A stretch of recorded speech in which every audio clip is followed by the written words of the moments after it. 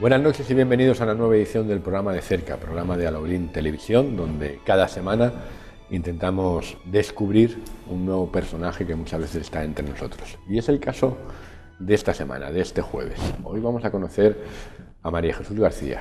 Es abogada, trabaja en el ayuntamiento, pero además recientemente le han distinguido a la Diputación de Málaga con un premio que reconoce su trayectoria profesional en pro de la lucha por la igualdad. María Jesús, muy buenas noches. Hola, buenas noches. Encantada de saludarte, gracias por venir a... Encantada de estar aquí contigo.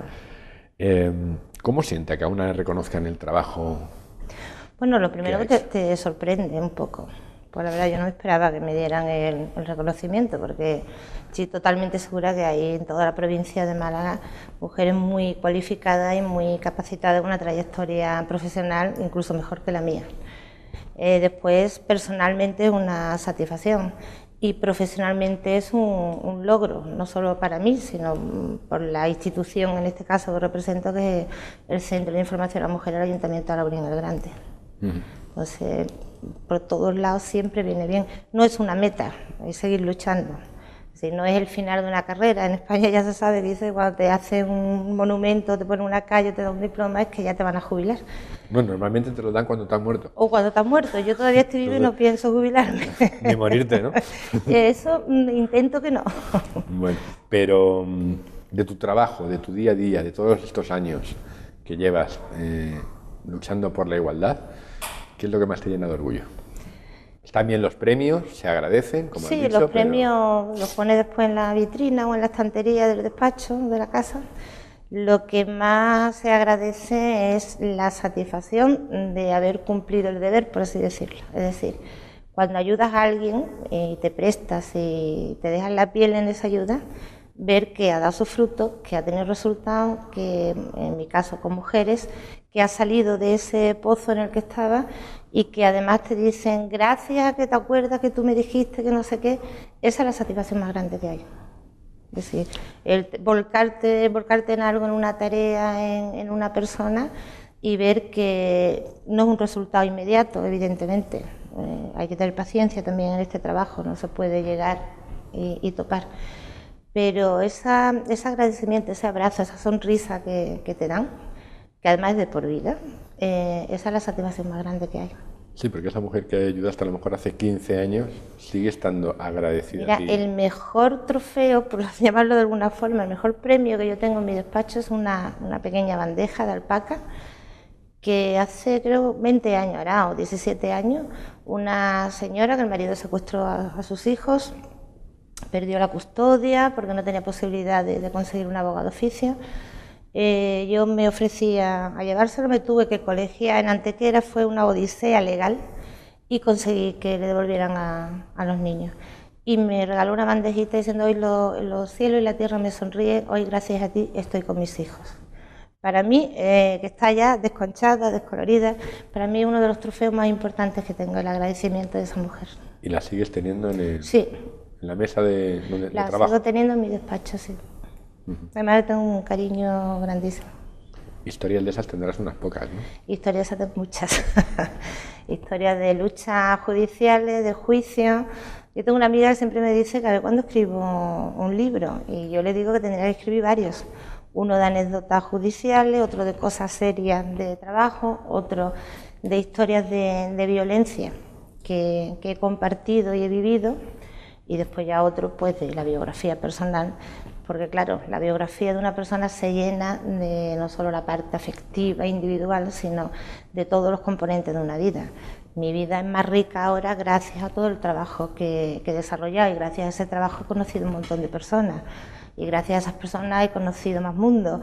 Todo es como un tío vivo.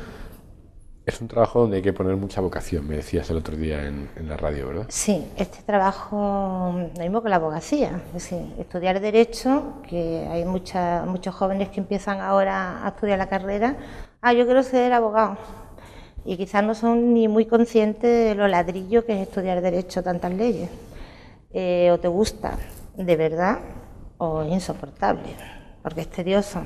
El trabajo que yo hago, al que la vida me ha ido también causando, porque yo empecé como penalista. Tiene mucho que ver también la violencia con el derecho penal, es decir, es todo un compendio, ¿no? Pero el trabajo que yo desarrollo, evidentemente, si tú no le pones parte de ti mismo, le pones amor, le pones entusiasmo, le pones fuerza, es imposible estar el día a día al frente, imposible. ¿De dónde se sacan fuerzas para renovar esa vocación a diario en temas y en situaciones tan duras con las que tú tratas? Pues mira, de las mismas mujeres que atiendo, fíjate, aunque ellas vengan sin fuerza, ver cómo has ayudado a lo largo del camino a tantas personas, esa experiencia que vas acumulando, te va haciendo ver que es válido el trabajo que estás haciendo, que merece la pena y que hay que seguir adelante. Después, evidentemente, cada uno tiene su personalidad, su fuerza interior. Yo siempre he sido luchadora, he sido una Marisa Vidilla independiente luchadora. Nunca me he conformado. Tenía la etiqueta cuando era adolescente de inconformista. Y quizá ese inconformismo, esa ilusión por la vida, por qué queda después de esto, es lo que me ha hecho en etapas muy duras de mi vida no hundirme. Porque evidentemente yo tengo un trabajo duro, pero también he tenido una vida muy dura. Y yo siempre digo que mis depresiones me duran 5 minutos. A los 5 minutos ya estoy haciendo cualquier cosa. Y la actividad, es decir, una persona, soy muy activa. Una persona activa te mantiene viva y si te mantienes viva, tienes fuerza. ¿A qué te refieres con una vida dura? En lo personal me refiero. Bueno, pues en lo personal, un poco complicado. Yo he tenido 3 hijos, la primera murió, mi primera hija, murió de cáncer. He sido una mujer maltratada también. Tengo la fortuna de tener unos padres, una madre que siempre me ha inculcado, a pesar de que es mayor, siempre ha sido muy avanzada en ideas para su edad y siempre me ha inculcado la independencia de la mujer. Un padre que siempre me ha inculcado la honestidad, el servicio a los demás y sobre todo el ponte en el lugar de los demás para que los entienda mejor. Me he educado en una familia con un amor, que somos una piña, un amor increíble, impresionante. Mi familia es mi apoyo, mi verdadero pedestal. Y todo eso me ha ayudado mucho a superar pues cosas que la vida te va poniendo, obstáculos que te va poniendo en el camino y que, bueno, pues hay que echarlo para adelante.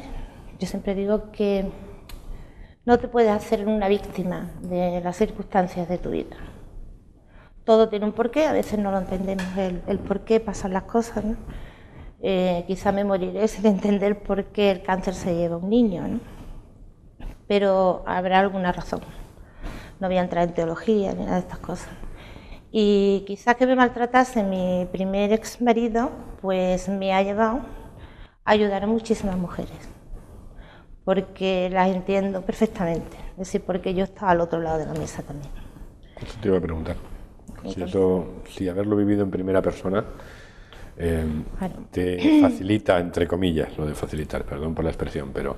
Sí, te abre, es como una puerta que abres, porque al haberlo vivido, es muy difícil que alguien que no ha vivido lo que es el miedo a la pareja, a la persona que vive contigo, entienda cómo una mujer maltratada no sale del maltrato y entienda ese miedo irracional a veces que tiene. Hay mucha gente que me ha dicho a mí me da la primera tortazo, la primera hostia y no me da la segunda. No es así, el maltrato no es así, porque evidentemente no empiezan dándote el primer mamporrazo. Es un maltrato psicológico, te va comiendo, te va minando la moral, te va quitando la autoestima, te va acorralando, te va aislando. Entonces, que alguien venga a hablar con un desconocido, porque para muchas mujeres la primera vez que vienen a verme, yo soy una desconocida. Romper ese hielo, darle calor, que se sienta bien, es mucho más fácil cuando tú has vivido lo que es ese miedo, ¿no? Y cuando tú has salido también de esa situación, ¿no? Que es difícil. En el 91 creo que fue, 92, no recuerdo bien las fechas, se hizo en la provincia de Málaga, bueno, creo que fue en Andalucía entera, hice el primer taller de malos tratos, se llamaba entonces, no violencia de género. Fueron 3 días donde vinieron jueces, fiscales, médicos, fuerzas del orden, y yo di cada día una ponencia distinta. Mis padres estaban y mis hermanos, mis niños entonces, los que tengo ahora no habían nacido, estaban allí de público en la sala, y yo dije que yo había sido una mujer maltratada. Sin que ellos supieran nada. Sí, ellos sabían, ellos sí, porque en casa nos lo contamos prácticamente todo, pero no sabían que yo iba a decirlo.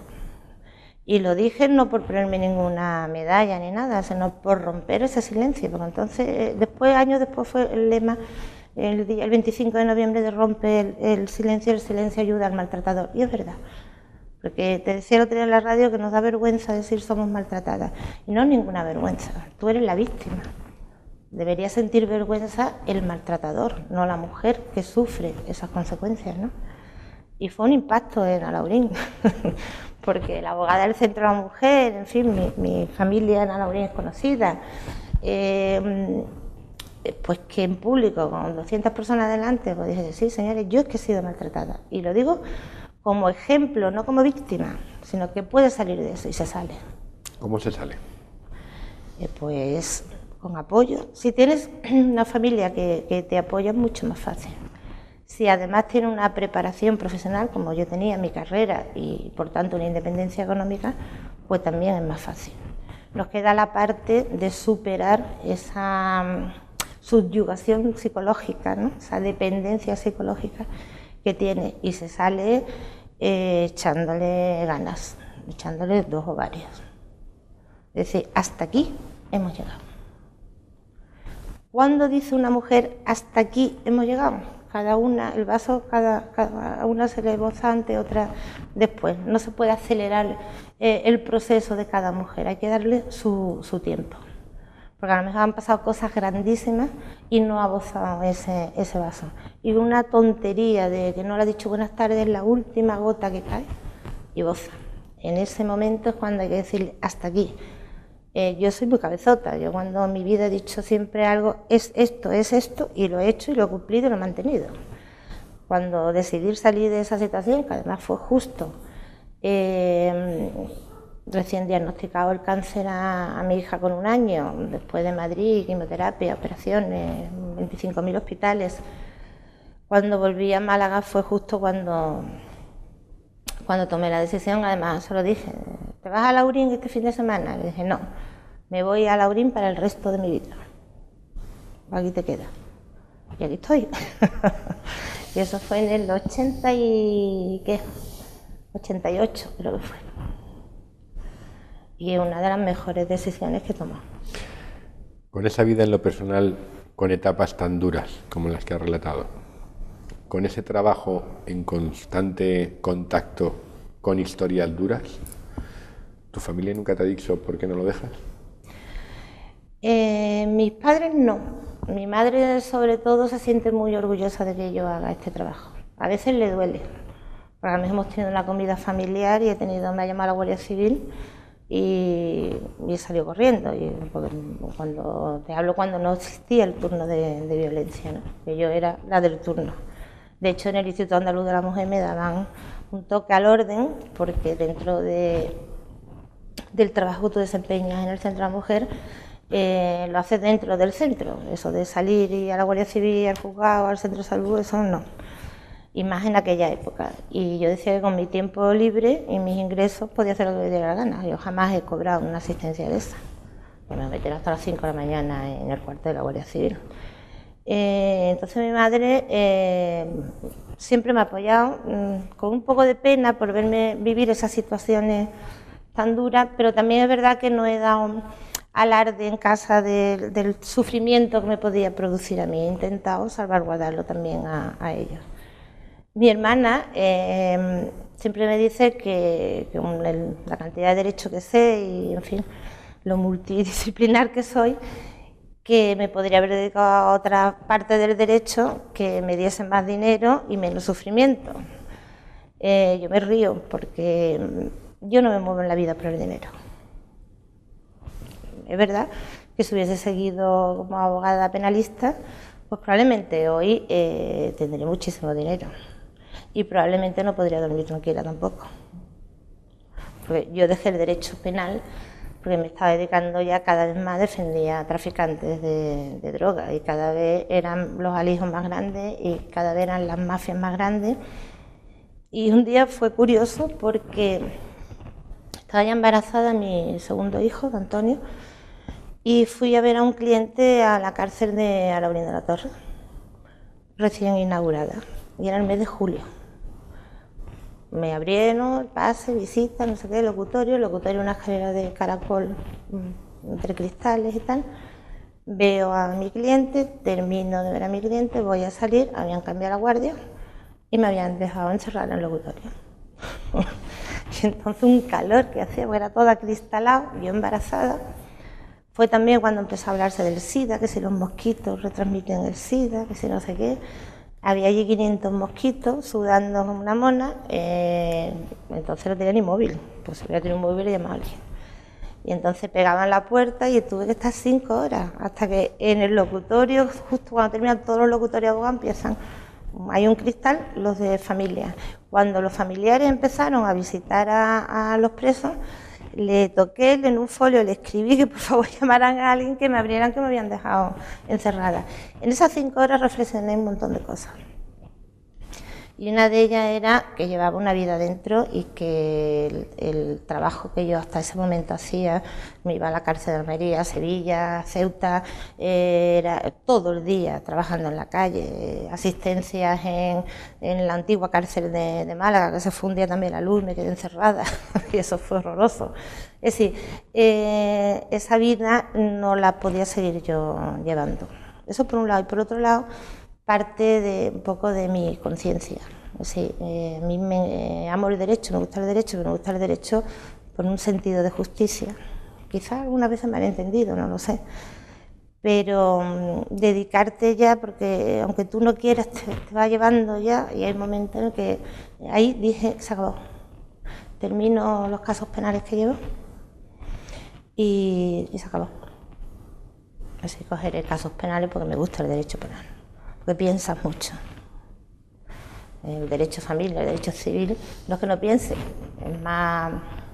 El derecho penal en sala, cuando estás defendiendo, cuando se ve la talla de un abogado, ¿no? Cuando hace así con la toga y me sube la adrenalina y te quieres comer al que está al frente. A mí eso me da vida, a mí ir a sala, estar en estrado, a mí me da vida. Sin embargo, has estado también 14 años, creo, en el turno de oficio, ¿no? Sí. Corrígeme si estoy equivocado, pero normalmente las personas que van al turno de oficio son aquellas personas que no se pueden pagar un abogado normalmente. Sí, el turno de oficio va unido, va totalmente unido, que es justicia gratuita y turno de oficio.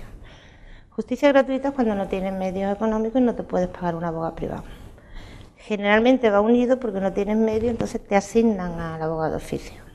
Que no quiere decir que tú puedas pedir un abogado del turno de oficio y pagarle tú si tienes ingresos. De hecho, la Junta de Andalucía ya te pide los ingresos y hay veces que viene gente y te dice, oye, que me están diciendo ahora que tengo que pagar la mitad. Sí.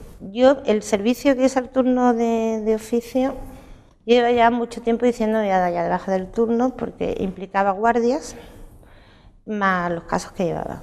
Entonces ya estaba yo también trabajando en el ayuntamiento, ya tenía mis 2 hijos actuales. Entonces era mucho, porque por mucha igualdad y mucha lucha de la igualdad los niños, las madres lo necesitan más cuando son pequeños, ¿no? Y a mí había veces que yo me perdí el primer día de colegio de mi hijo Antonio, no pude llevarlo porque tenía un juicio, en fin, esas cosas me tienes en el debe. Exacto. Y entonces, aunque ellos, la verdad que son maravillosos conmigo, lo entienden perfectamente, yo creo que me admiran incluso, ¿no? Y me apoyan mucho y lo han entendido desde pequeñito ya, tienen 18 y 16 años, ya son grandes. Pero lleva tantas cosas que el ayuntamiento cada vez me absorbía más de mi trabajo, del tiempo de despacho. Yo por la mañana estaba en el ayuntamiento, por la tarde en mi despacho, en medio de la casa, los niños. Y entonces todos los años decía, el año que viene me doy de baja del turno. Pero a la hora de la verdad decía, bueno, ahora que yo sé, sí, que tengo más conocimiento, que puedo ayudar más ahora no me voy a dar de baja, era como una deuda con la... Un año más. Exacto, moralmente era como una deuda con la sociedad, porque al principio cuando empieza a terminar la carrera y empieza en el turno de oficio, yo a veces que ganaba los juicios no sabía ni cómo lo había ganado. Yo llegaba a la sala, salía y no tenía, y después ganaba, y cómo he ganado esto, ni yo misma me lo creía. Porque estás pez, estás verde, no tienes las tablas procesales que tienes que tener para defender en juicio, ¿no? Entonces después ya con el tiempo decía, bueno, y ahora, bueno, voy a esperar un año más, hasta que ya fue imposible porque ya la guardia tenía que hacer a lo mejor por la mañana, irme al juzgado, me tiraba a la mañana, no podía estar en el ayuntamiento, ya era totalmente incompatible. ¿La justicia es igual para todos? No, para nada. La justicia no es igual para todos. Hay muchas clases de justicia. Las leyes se supone que son iguales para todos. Se supone. Se supone que son iguales para todos. ¿Y una justicia lenta como la que tenemos es menos justicia? ¿O es menos justa? Solo tenemos una justicia que es un mamotreto. Eso yo siempre pongo un ejemplo. Que entras en una habitación que está llena de trabones, como se dice aquí en Alaurín el Grande, de todo muy desordenado. Y que no sabes por dónde vas a empezar a ordenar, a sacar y a etiquetar. Pues la justicia nuestra en España tenemos leyes que son parche de parche de parche de parche de parche. De reforma del Código Penal, reforman 2 artículos, reforma 1, lo cambia, reforma el Código Civil, reforma. Y eso ralentiza todavía más. Cuando en el 2000 se hizo la nueva ley de enjuiciamiento civil, y la nueva ley de enjuiciamiento criminal, se pretendía, sobre todo en derecho penal, con los juicios rápidos, quitar los antiguos sumarísimos y empezar a hacer un juicio muy ágil. Hoy pongo la denuncia como las películas americanas. Pues mentira, porque eso ha saturado todavía más los juzgados, porque es el mismo juez el que está llevando el juicio rápido, el juicio de falta normal, el procedimiento abreviado, es decir, satura todavía más. Hay una falta de medios grandísimos en la justicia española. La movilidad de los funcionarios juzgados, que los contratan 6 meses, después los descontratan, después viene otro. Cuando ha aprendido la mecánica ya tienes a otro. Jueces de sustitutos interinos, que ha habido muchos, jueces de carrera que están empezando, que tampoco abarcan todo esto. Y sobre todo el peso de las leyes que tenemos, que son leyes muy largas, contradictorias muchas de ellas, y que con 2 arreglitos muy sencillos, con 3 artículos, lo arreglamos y vamos que arden. Entonces, ese entramado que hay en la justicia, todavía un compañero que ya ha fallecido, le decía, yo no sé por qué nos tenemos, le decía yo, ponernos la toga con el calor que hace, en sala en verano, con la toga, la corbata. Ya la corbata, el traje y eso, que era preceptivo antes cuando yo empecé a trabajar, ya no lo es. Pero la toga sí. Me decía, porque entonces no se va a distinguir, a los chorizos de los abogados si vamos todos con vaqueros. Mientras que sigamos haciendo esa distinción entre chorizos y abogados, mal va la justicia. Porque seguimos haciendo discriminaciones dentro de la propia justicia. Es decir, esa reverencia ante el magistrado, ¿no?, que entra a la sala, el cabezazo, esa solemnidad que está obsoleta ya. Deberíamos tener una justicia muchísimo más dinámica, más moderna, que no quiere decir que vayamos en plan compadre, le demos al juez un tortazo en la espalda, pero sí algo mucho más dinámico, más cercano. La justicia no es cercana para el ciudadano normal. Y además, ¿cómo lo percibimos los ciudadanos de a pie? Con los casos estos que vemos de los grandes casos que hay ahora, pues lo percibimos que somos como un granito de arena que importa 3 pitos todo. Si tú puedes robar millones y millones y llevártelo a Suiza y traerlo y hacer no sé qué, y yo que soy un pobre inocente, viene a Hacienda, por ejemplo, y me cruje y me pone una multa de 3.000 euros porque se me olvidó presentar un recibo, por ejemplo. Esa desigualdad. Y más ahora con la nueva ley de tasas. O sea, ya la nueva ley de tasas vamos a aparcarla un poquito, porque si no me embalo.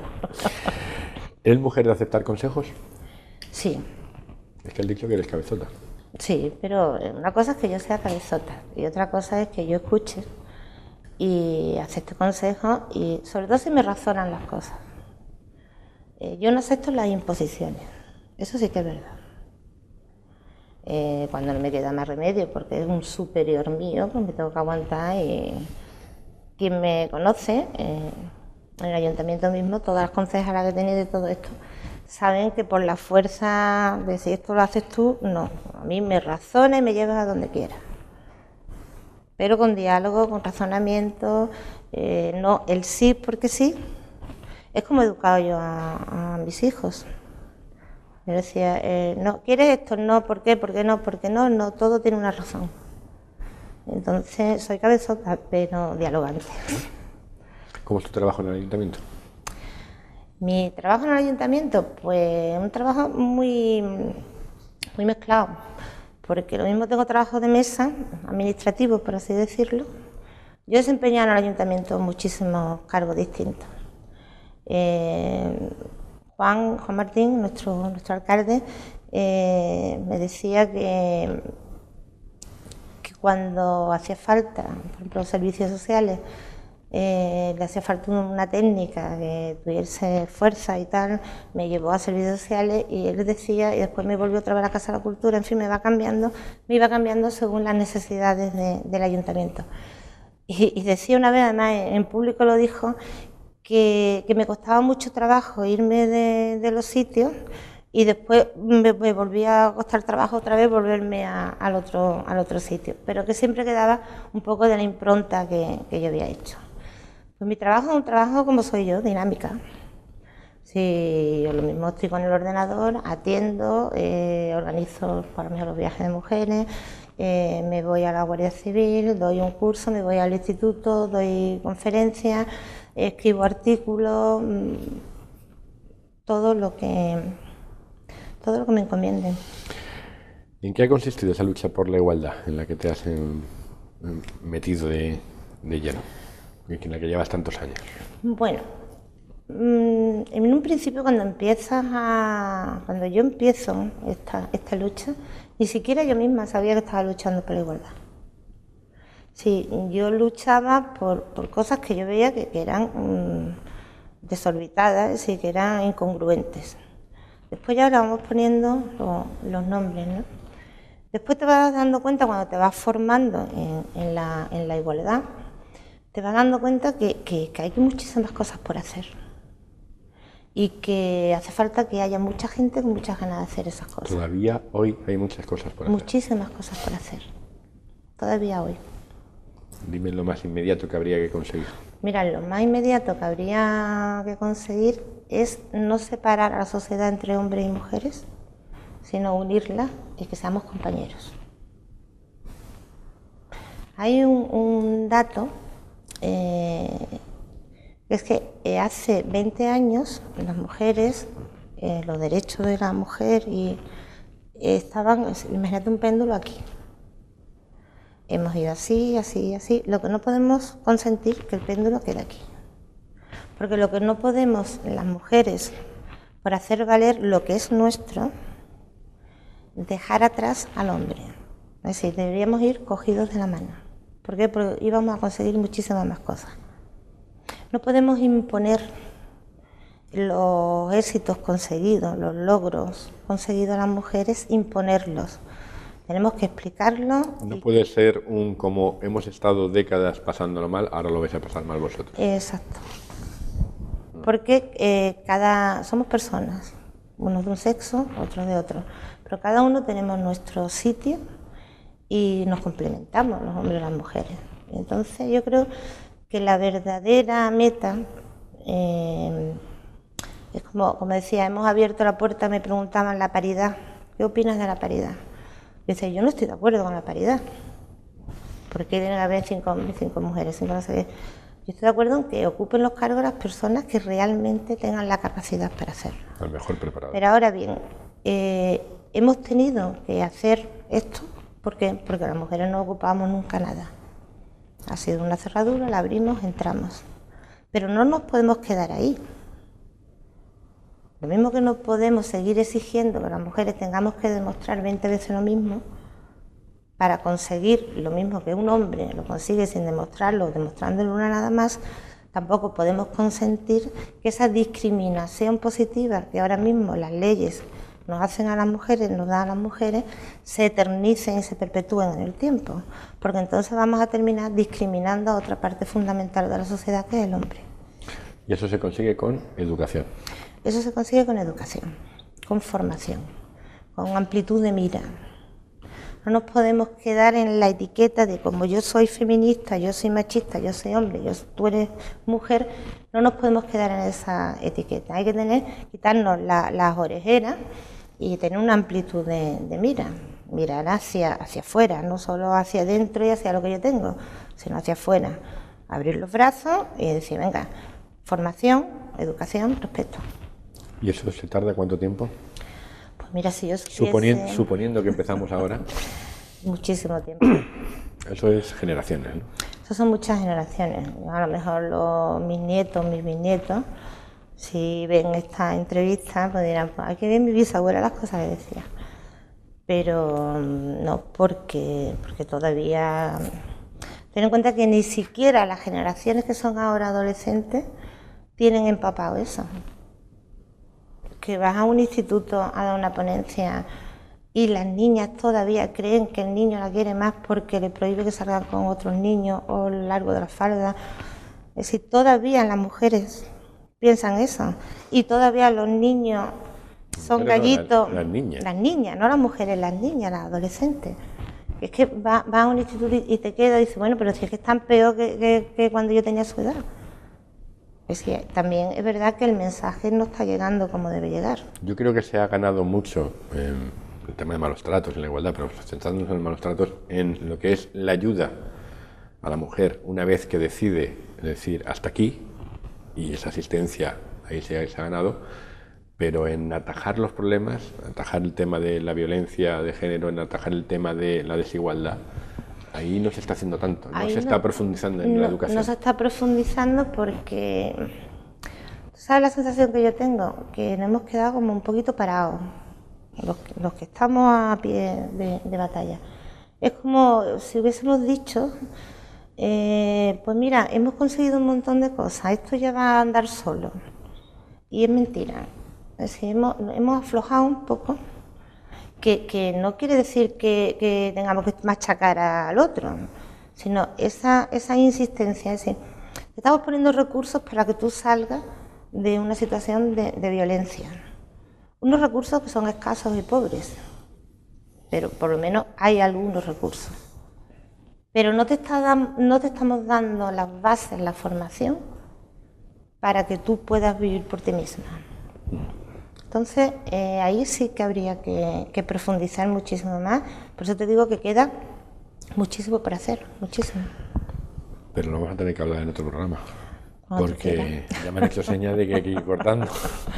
Y no te he preguntado por aficiones, que te gusta charlar y conversar, ha quedado perfectamente patente, pero creo que te gusta lectura. La lectura me encanta. ¿Cuáles son las principales que te gustan? Hay una que me tiene, que te voy a preguntar por ella, pero no sé, he leído que te gusta. ¿Cuál? El ganchillo. Mi abuela me enseñó a hacer ganchillos.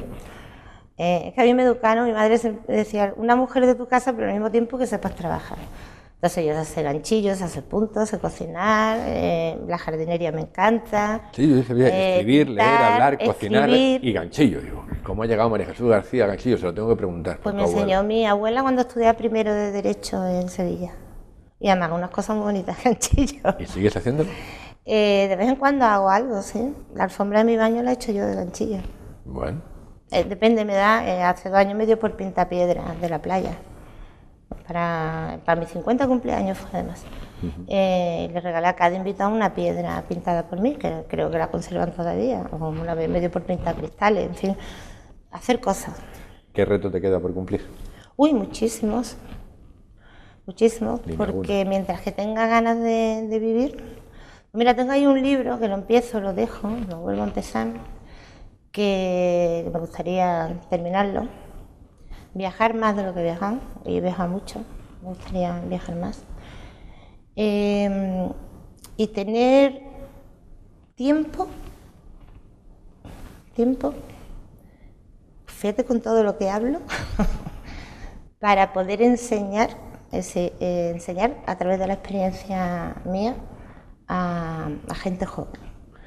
Pues desgraciadamente tiempo es lo que a mí me falta, ya, María Jesús. Ahora sí, según vayas cumpliendo esos retos, nos avisas y nos los vas contando. Vale, yo voy viniendo aquí y lo voy diciendo. Y te esperamos. Y espero que no tarde mucho tiempo en ese libro y que hagamos otra entrevista con el libro que ya presento. Espero. María Jesús García, muchas gracias por venir. Gracias a ti por llamarme. Ha sido un placer conversar contigo. Gracias. Les espero a todos ustedes la próxima semana en una nueva edición del programa de Cerca de Alaurín Televisión, donde conoceremos a nuevos personajes. Hasta la semana que viene. Muchas gracias.